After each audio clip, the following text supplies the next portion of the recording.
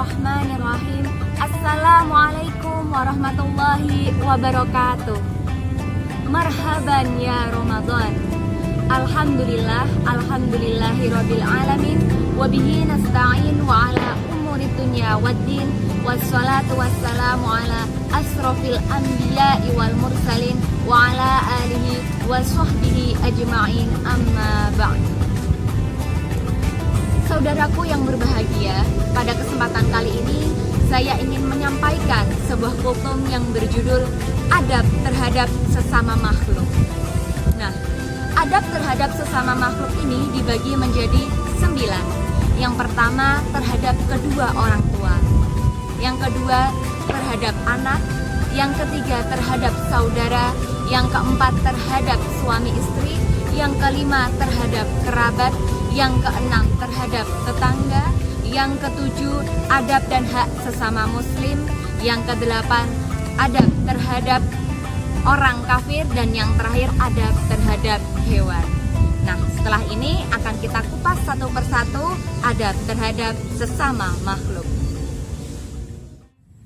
Nah, yang pertama adab terhadap kedua orang tua, sebagaimana dalam salah satu dalil berbunyi, wa wasainal insana biwalidayhi hamalathu ummuhu wahnan ala wahnin wa fisaluhu fi amaini anishkur li wa liwalidayka ilayyal masir. Nah, itu tadi dalil adab terhadap kedua orang tua. Adab kita terhadap orang tua kita yang pertama adalah mematuhi setiap perintahnya atau yang dilarang oleh keduanya dalam hal-hal yang bukan kemaksiatan terhadap Allah dan tidak menyelisihi syariatnya. Kemudian memuliakan dan mengagungkannya, berbuat baik dengan segala sesuatu yang bisa kita lakukan, menyambung hubungan silaturahmi, mendoakan keduanya, memohonkan ampunan atas keduanya, dan melaksanakan janjinya. Nah, yang kedua, adab terhadap anak.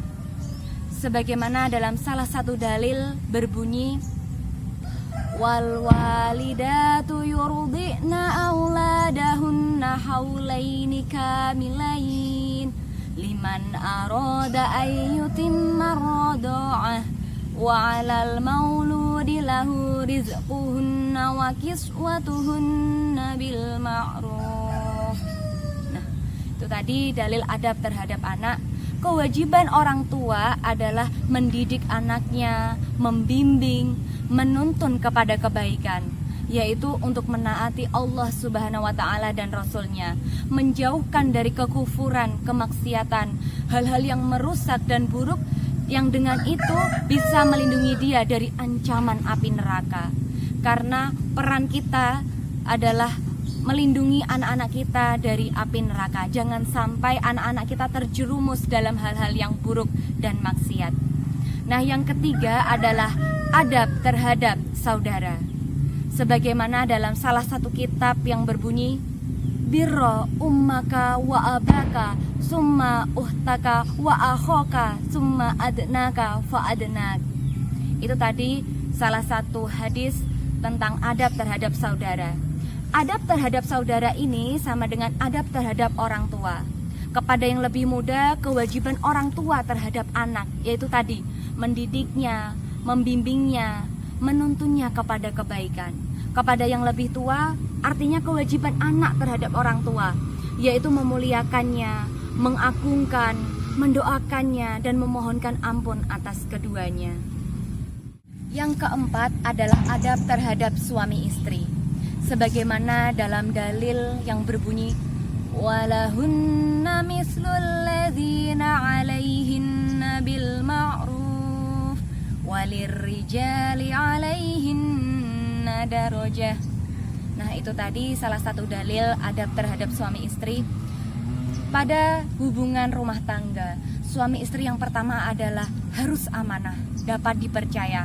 Jadi keduanya saling bisa menyimpan rahasia, menutupi aib-aibnya, menepati janji, dan bisa dipercaya.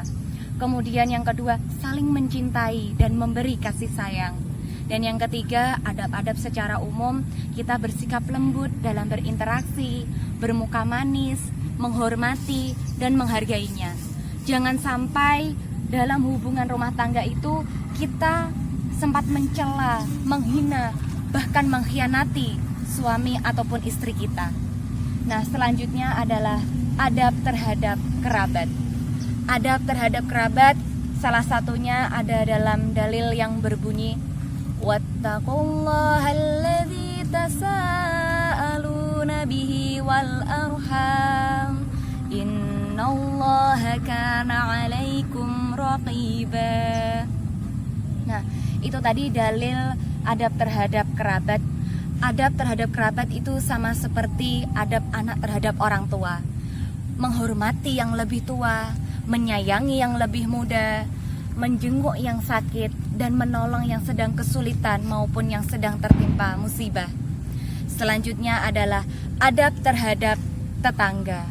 Sebagaimana dalam salah satu dalil yang berbunyi wabil walidaini ihsana wa bidzil qurba wal yatama wal masakin wal jari dzil qurba wal jaril junubi was sahibi bil jamb.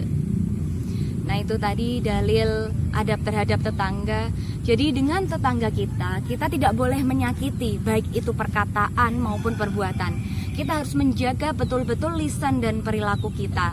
Kemudian berbuat baik kepada tetangga kita.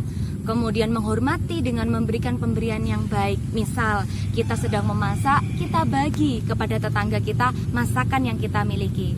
Kemudian menghormati dan memuliakan mereka. Karena bagaimanapun tetangga adalah orang yang paling dekat dengan kita.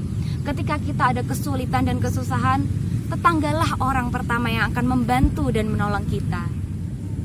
Nah, yang ketujuh, adab terhadap sesama muslim. Sebagaimana dalam salah satu dalil yang berbunyi wa idza huyitum bi tahiyyatin fahayyu bi ahsana minha aw rudduha. Nah, itu tadi dalil adab terhadap sesama muslim. Nah, sesama muslim yang pertama kita mengucapkan salam ketika berjumpa. Assalamualaikum warahmatullahi wabarakatuh. Kemudian mentashmitnya bila ia bersin. Jadi ketika ia bersin, ia mengucap hamdalah, kita mengucap yarhamukallah. Kemudian kita menjenguknya bila ia sakit dan memohonkan kesembuhan baginya.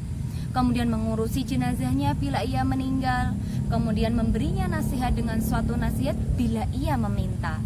Kemudian tidak acuh dan tak acuh kurang lebih dalam 3 hari. Karena dalam Islam kita tidak boleh berdiam-diaman selama 3 hari. Kemudian sesama muslim kita harus saling mencintai. Karena mencintai sesama muslim sama dengan kita mencintai diri kita sendiri. Kemudian tidak melanggar perjanjian atau mengkhianatinya. Tidak mencelanya, menghinanya, bahkan menipunya. Kemudian mempergaulinya dengan akhlak yang mulia dan memaafkan kesalahannya serta menutup aibnya. Jangan sampai kita dengan muslim yang lain kita saling menyebarkan aib satu sama lain. Summa na'udzubillahi min dzalik.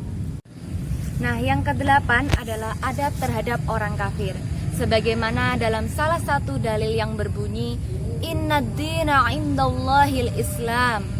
Nah, terhadap orang kafir kita harusnya tidak merestui kekafirannya, karena meridhoi kekafirannya sama dengan kufur.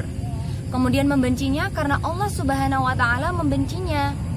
Yang ketiga adalah tidak mendahulunya mengucap salam, kecuali jika ia mengucap salam, kita sebaiknya menjawabnya dengan waalaikum saja. Kemudian memberi belas kasih dengan belas kasih yang umum. Dan yang ke-9 adalah adab terhadap hewan. Sebagaimana dalam salah satu hadis yang berbunyi irham mau fil ardi yarhamka mau fis samai. Nah, terhadap hewan kita harus memberikan makanan dan minuman jika ia merasa haus dan lapar. Jangan sampai kita membiarkan hewan itu kehausan dan kelaparan sehingga ia jatuh sakit bahkan meninggal. Seperti itu.